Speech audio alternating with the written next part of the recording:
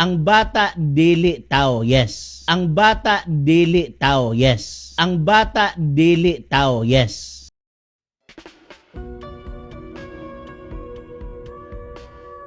Nasa iyo na talaga lahat eh. Mayabang, hambog, tanga, bobo. Baka si Kaburnok walang alam sa Biblia, hindi niya naunawaan ang kanyang binabasa. Kaya ayaw mong pakita ng mukha kasi wala kang Amerikana, wala kang barong. Ano? Busted talaga ako. Pasensya na po kayo, Kaburnok, ano? 4 na taon na nating ipinagtatanggol ang pananampalatayang Katoliko. Ito ang Factbusters! Mga kapatid, magandang araw po at kapayapaan ay maghari sa ating isipan at sa ating puso. At follow and subscribe, Factbuster PH at The Beloved Catholic sa Facebook page ni Kaburnok. At abangan nyo si Kaburnok, no? Dahil marami siyang i-reveal na mga maling aral at matutunan natin ang katotohanan. Dahil ang katotohanan ay magbigay sa atin ng tunay na kalayaan. God bless!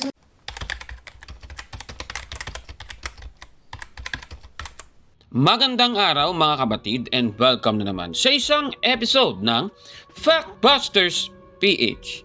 Sa ating episode ngayon ay tatalakayin natin itong nag-viral na video ni Chris Vacalares, isang evangelist ng Seventh-day Adventist Church. Pero bago muna natin simulan ay babasahin muna natin ang Mateo 28:19 na ganito po ang sabi.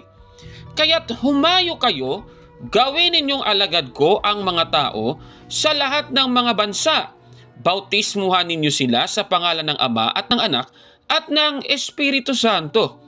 Dito po sa ating nabasa ay sinabihan at inutos po ng ating Panginoong Jesucristo ang kanyang mga apostol na ipangaral ang salita ng Diyos at gawing alagad ang mga tao sa lahat ng mga bansa.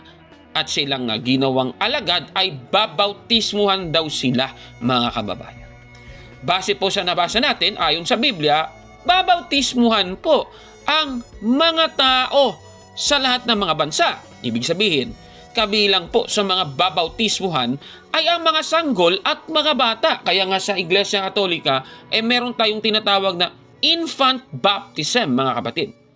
Pero siyempre, yung mga taga Seventh-day Adventist Church, tutol sila sa doktrinang ito ng Iglesia Katolika. Siyempre, para patunayan daw ang kanilang claim na mali daw ang Katoliko, panoorin naman natin yung pahayag ng pastor ng Seventh-day Adventist Church na si Chris Vacalares ng Pangutana Pastor. Grabe talaga itong pastor nito, ano? O sige, para tutulan ang infant baptism. Ano ba ang pahayag niyang kakaiba, mga kapatid? O eto, panoorin natin. Mula akong pangutan na karon, ang bata ba tao, yes or no? Ang bata dili tao kundili bata. Sunod, yes. Ang tubag yes. Okay. Yes, bata ang bata tao, ang tubag mo yes, mo yung tubag. Ang bata dili tao, yes. Bata siya. So kumiyon ka nga ang bata tao ba? So ako answer na no. Aba, grabe naman itong pahayag ng pastor nito, mga kababayan. Ayon sa kanya, hindi raw tao ang mga bata. Aba, grabe naman talaga. Naalala ko tuloy yung meme na ito Grabe naman itong SDA evangelist na pastor na ito. Tanong, totoo ba ang kanyang pahayag na ito, mga kababayan, para ma-defend lang ang claim niya na mali ang mga Katoliko sa pagbautismo sa mga bata at sanggol? Sige nga, tingnan nga natin. Kung ang mga bata ay hindi tao, mga kababayan, ibig sabihin, yung mga biik, hindi rin ba lababoy yun? Aba, grabe naman yan. Kaya, kung susundan ang argumento ni Chris Vacalares na kung ang mga bata hindi tao, lalabas, yung mga biik ay hindi rin baboy, pwede palang kainin ang lechon de leche dahil ang biik na niluto ay hindi po baboy, mga kababayan. Grabe naman ito, mga kapatid. alam ba ninyo, kahit nga sa ChatGPT, isang AI tool, tanungin mo siya. Alam ninyo, kung tatanungin siya na kung ang bata ay tao, ang sagot niya, oo, ang bata ay tao. Nako naman, marunong pa pala ang AI tools kumpara kay Chris Vacalares na ito. Ngayon, kasi gusto nila Biblia lang. Sige. Sa Biblia ba, ang mga bata ba ay hindi tao? Sige, titingnan natin. Ito, para masagot ang tanong, syempre, yung ating modelo na ang ating Panginoong Jesucristo ang ating titingnan. Babasahin muna natin ang Mateo 2:6-7. Ganito po ang ating mababasa. Habang sila'y nasa Bethlehem, sumapit ang oras ng panganak ni Maria. Isinilang niya ang kanyang panganay na isang lalaki. Diyan sa unang bahagi ng talata ay nanganak si Maria, isang lalaki po yon. Itutuloy natin. Binalot niya sa lampin ang sanggol at inihiga sa isang sabsaban sapagkat wala ng lugar para sa kanila sa bahay panuluyan. Klarong-klaro po sa ating nabasa, mga kababayan, yung ipinanganak ni Maria ay isang sanggol. Ayan hindi pa natin sinabi kung sino yung pangalan ng sanggol na ito. Yung sinasabi natin, yung ipinanganak ni Maria ay isang sanggol ayon sa Biblia. Ngayon, ibababa natin. Sa versikulo 21, ganito naman po ang sabi. Pagsapit ng 8 araw, tinuli ang bata. Alam naman natin sa 8 araw, sanggol pa rin yun, di ba? So, yung sanggol, ayon po dito, bata.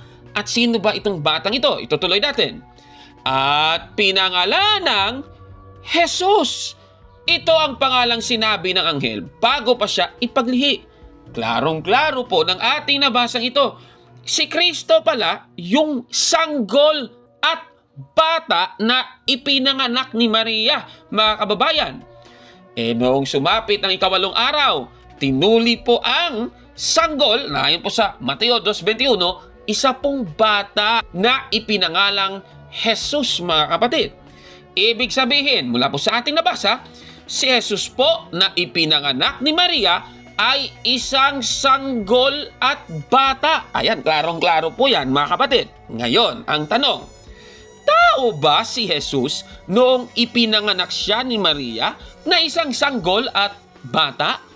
Babasahin natin ang sabi ni Apostol Pablo sa Filipos Kapitulo 2, versikulo 5-7. Ganito po ang ating mababasa. Naway magkaroon kayo ng kaisipan na tulad ng kay Kristo Jesus. Kahit taglay niya ang kalikasan ng Diyos, hindi niya ipinagpilitang manatiling kapantay ng Diyos. Sa halip, kusa niyang binitawan ang pagiging kapantay ng Diyos at namuhay na isang alipin. Ipinanganak siya bilang tao. Klarong-klaro po, mga kababayan. Ibig sabihin, yung ipinanganak pala ni Maria, yan po ang ating Panginoong Jesucristo, siya po ay ipinanganak bilang tao. Ibig sabihin, tao nga si Jesus nung ipinanganak siya ni Maria na isang sanggol at bata, mga kapatid. Ano ba ang ating sweeping conclusion? Siyempre, always true po yan. Ibig sabihin po, ang bata at sanggol ay tao ayon sa Biblia, mga kababayan. Nako, palpak talaga itong pastor na ito. Butata na naman kay Kaborno ka. Ito, kawawa ito talaga. Kaya, busted yan. Nako Klarong-klaro naman sa talata, mga kababayan. Ang pinagbabautismuhan ng ating Panginoong Jesucristo sa mga apostol niya ay ang mga tao sa lahat ng mga bansa. Ibig sabihin, dahil ang sanggol at bata ay tao din ayon sa Biblia, pwede ding bautismuhan ang mga bata, mga kababayan. Kaya kung pipigilan mo na lumapit sa ating Panginoong Diyos ang mga bata, lagot ka kay Kristo niyan. Babasahin natin ang Mateo 19:14. Ganito po ang sabi. Sinabi ni Jesus, hayaan ninyong lumapit sa akin ang mga bata huwag ninyo silang pagbawalan sapagkat ang mga katulad nila ang mapapabilang sa kaharian ng langit. Klaro po ang ating nabasang ito, mga kababayan. Ano po masasabi ninyo sa ating episode po ngayon? Paki-comment po sa baba, mga kapatid. At kung like ang video na ito, paki-smash ng like button at mag-subscribe sa ating YouTube channel, Factbusters PH. 4 na taon na tayong patuloy na naglilingkod at nagtatanggol sa pananampalatayang Katoliko, mga kapatid. Kaya, huwag maniwala sa sabi-sabi. check muna kung fact nga talaga. Hanggang sa susunod na episode, ako po si Kaburnok. At ito ang Factbusters. Nako, itong pastor na talagang si Chris Bacalares. Nako, ang bata ay hindi daw tao yun. Ano ba yun? Palaka? Ano ba? Baboy? Ay, nako naman. Ano ba namang logic yan? Nako, kawawa naman ito. Mga kapatid, magandang araw po. At kapayapaan ay maghari sa ating isipan at sa ating puso.